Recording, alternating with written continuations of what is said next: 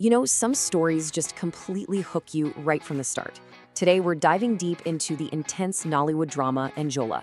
We're going to unpack a deeply heart-wrenching relationship dynamic that serves as a really fascinating cinematic case study on love, trauma, and communication.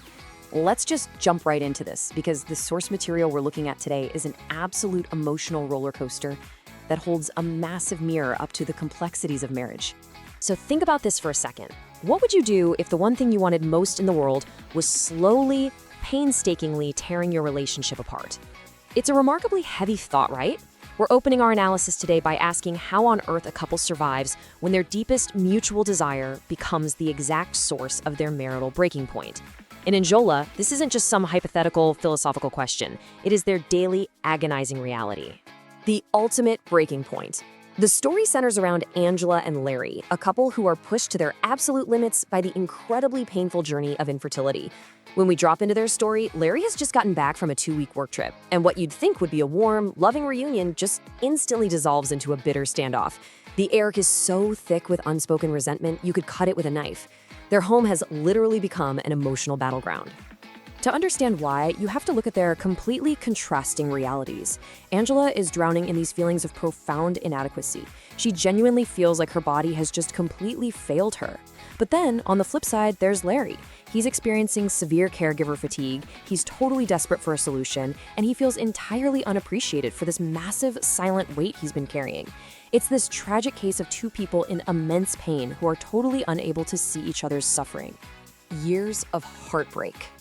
Look, to truly understand their explosive present, we really have to rewind and look back at the agonizing history that brought them to this desperate place.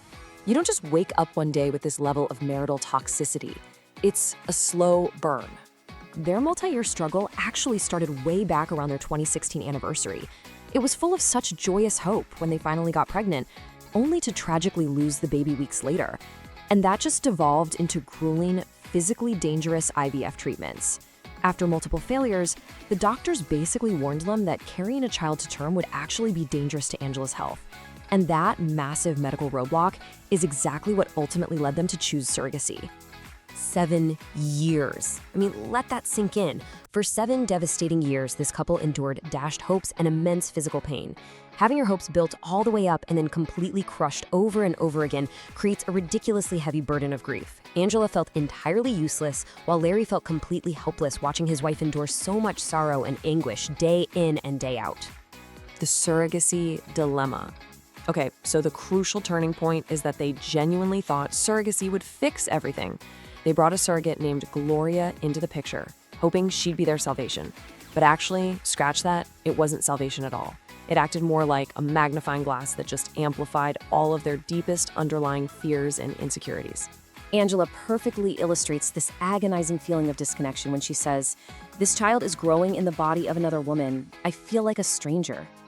Wow. She's grieving the loss of the physical experience of pregnancy. She literally goes to birthing classes and feels like an outsider because the other women assume she's just a midwife. She's absolutely terrified she won't be able to connect with the baby because she isn't experiencing those biological changes herself. And Larry, well, he snaps. When Angela accuses him of having an escape route by going to work, he completely explodes. He says, "Who was doing the suffering and struggling? I've carried this whole thing on my back without complaining." He points out that he was the one driving to the appointments, tracking the pills, dealing with near probation at work just to support her, and holding her at night while she cried. He's incredibly frustrated because he feels his sacrifices and his own silent suffering are entirely ignored. A communication breakdown. So with all of this bottled up, it was really only a matter of time. The emotional pressure cooker finally explodes in this brutal, gut-wrenching argument that lays bare years of unspoken resentments. They completely stop listening to each other and just start actively trying to hurt one another. Things get really extreme here. Driven by her mother's toxic influence, Angela reveals she actually sought out a celestial priest who literally promised to beat the spirit of barrenness out of her. Larry is just horrified by this self-destructive measure. Meanwhile, as a defense mechanism, Larry brings up past guilt. He had previously confessed to Angela that during a highly emotional hospital visit, he almost kissed Gloria, the surrogate. He thought he was doing the right thing by being honest, but Angela weaponizes that broken trust, using it to score cheap points in their fights. The argument hits an absolute fever pitch, and Angela reaches a devastating breaking point. She actually expresses a desire to abandon the marriage entirely. Because she hasn't felt that maternal connection, she feels completely incapable of loving the surrogate child. She just tells Larry to end their misery, stating so coldly that walking away is the only choice that makes sense. Lessons in empathy. Moving beyond the intense plot of the movie for a second, let's zoom out. This cinematic case study offers us some really profound, real-world relationship takeaways regarding trauma and communication. Let's talk about what we can actually learn from Larry and Angela's dynamic. The biggest takeaway is the absolute necessity of emotional intelligence in a crisis. You simply have to validate shared trauma without playing the who had it worse game. Larry and Angela constantly compared their suffering, which only isolated them further. You also have to prioritize honest, ongoing communication over silent sacrifice.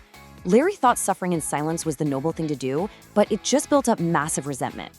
Ultimately, couples have to practice true empathy by understanding that a partner's pain often looks vastly different from their own.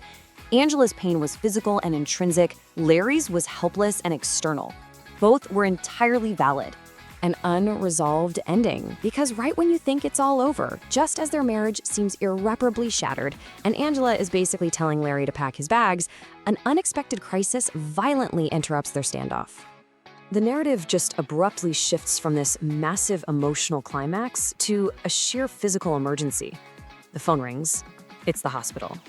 Gloria, who wasn't even due for another month, has unexpectedly gone into premature labor. Larry's phone had been off at the airport, so they missed all the initial calls. Suddenly, all the bickering just stops. The reality of the child they fought so bitterly over is here, right now. They're frantically scrambling for the baby kit and the car keys, and Larry's desperate plea, "I can't lose another one," snaps everything immediately back into stark perspective. Which leaves us with this. When the pressure is at its absolute highest, does shared pain tear us apart, or can it actually be the very thing that binds us together? As Larry and Angela rush out the door into the total unknown, it's a powerful reminder that sometimes the very crucible that threatens to melt a relationship down is the exact same fire needed to forge it into something stronger.